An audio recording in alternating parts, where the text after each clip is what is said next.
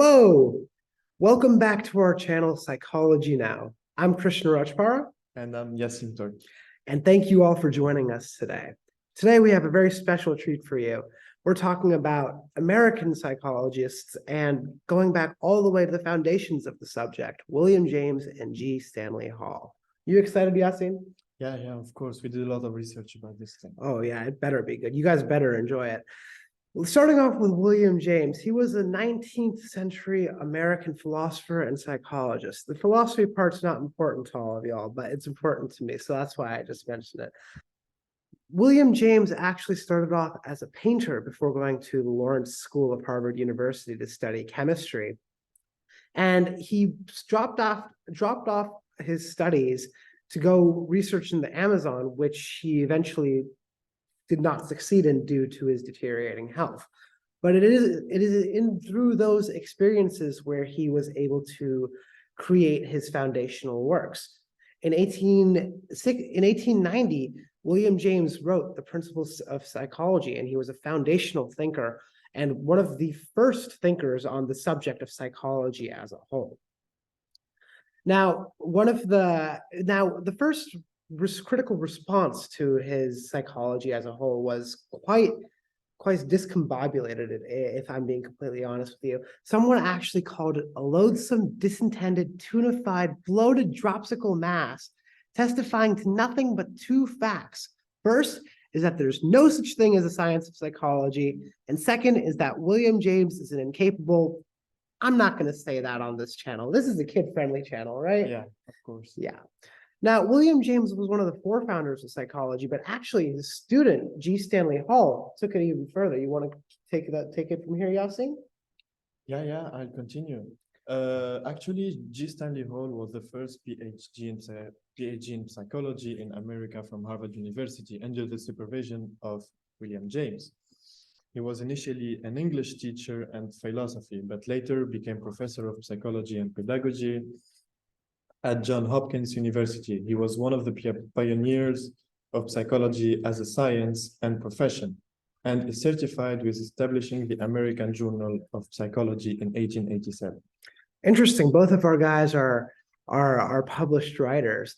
So going back to William James for a second, in his Principles of Psychology, which G. Stanley Hall was able to build upon, William James established quite a few things in psychology that we still experience today. Yassine, have you ever wondered to yourself, is your mind really a product of yourself, your organs, your body, or if it's something more? I think, for me, for example, I think that my mind projects to me what I want to be, what I see my body. See, that's what I see it, but now looking at it that way, it makes all the things messed up. See, this kind of talk and just observing ourselves is in fact quite literally an example of Descartes. I think of it before I am, but still, it was William James who took the idea of consciousness and established a scientific background behind it. In addition to establishing ideas of consciousness in his Principles of Psychology, William James also had beginnings of the ideas of stream of thought, when you just can't stop talking and talking and talking and talking and talking and talking, and you just go on and on and on and on forever. And it's kind of like what I'm doing right now, isn't that? Mm-hmm. And additionally, William James went on to talk a lot about willpower and emotion, which I'll be getting to in a little bit later. Okay, we're passing. Yes. Okay. I'm going to talk to you about Hall's primary interest in evolution, psychology, and child development. And he was heavily influenced by Ernest Haeckel's recapitulation theory. He was also an eugenist and led a number of organizations devoted to eugenicists. He was an influential teacher and mentor to many psychologists and philosophers who would make important contribution to psychology and in the decades that followed, including Lewis Terman, John Dewey, and James McIntyre. Oh, wow. Heavy hitters there. Yeah, a lot of them. Wow. Well, our guys are heavy hitters too. William James was actually one of the founding fathers of the psychological concept of functionalism. And even though he furthered the idea of introspection and looking inwards as a psychological state, his ideas of functionalism actually took that and put it over its head, in that he preferred to look at concepts as a whole and to see what and how external behaviors and environments would affect our daily behaviors. In fact, his main theory of emotions, the James Lange theory of emotion, stated that emotions come from psychological changes and environmental effects. So, for example, Yassine, when you smile physically, does it make you happy? No, sometimes I do it just to feel the person in front of me comfortable. Okay. Well, normally when people smile, it makes you happy. But William James actually said that the physical act of doing something will in turn transfer to the emotional side of it. And you know what? In a way, you are right. You smile for someone else gets happy. Yeah, most of the time they smile back. Yeah. Okay. I need to tell you about this. You know, William James is not the most important psychologist in the United States because G. Stanley Hall also played a key role of the arrival of psychologists in the US, because he was the president and the founder of the Psychological Association from 1892 until his death, 1924. Hall also introduced the concept of adolescence as a transition period in human experience and identified it as a period of rebellion and subversive behavior, as well as a biological maturation. See, but that's the thing. Everything that your guy did, he got from me. You know, as a professor at Harvard University, William James taught physiology and vertebrate psychology at Harvard. In fact, him teaching at Harvard is what took him out of 3 years of depression. Originally, he was going to be a painter, but I guess the world had other ideas for him. William James also talked about the psychology of family ties in a way that, not the Baby Keem song, the family ties more so in the way that how our parental connections affect us and our behaviors growing up. In a way, he was ahead of his time for thinkers such as like Freud or Carl Jung.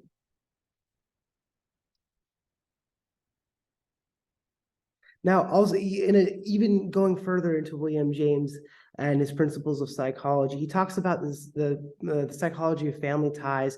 He even talks about stuff as obscure as losing the words on the tip of your tongue, and even communications as verbal responses, as we are doing right now here, sitting here talking to you, live streaming on this lovely channel. We thank you, all of you guys, for your support, by the way.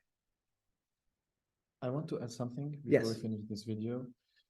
Just wanted to say that in every learnings, most of the times the student is always surpasses the master. And in 1904, Hall published a widely read book on adolescence, which focuses on the psychological and social aspects of adolescence and the needs of appropriate education and experience for young people as they transition it into adulthood. So tell me, Krishna, for you, how much this book is important for adolescents that are going to adulthood and we're not teaching these things in school most of the time? I think G. Stanley Hall's adolescent psychology should be taught everywhere. It's the formation of the young mind is something that should be talked about a lot more, as young minds are more susceptible to mold and change and grow into their own. I would even say it has to be an important book for your learning. Yeah.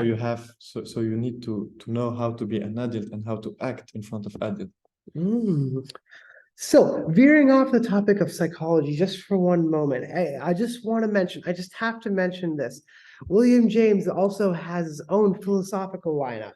He's a heavy hitter in that he's the founder of pragmatism, in that you're looking at the usefulness of an idea and judging it on how it can greatly adverse you. It's where we get the idea of being a pragmatist from. Are you a pragmatist, Yassine? I don't think. No. I don't know. Neither am I. I consider myself to be a bit more of an optimist. But even though it's crazy that these American philosophers and psychologists, they go unnamed until now. And that's what our job is for you.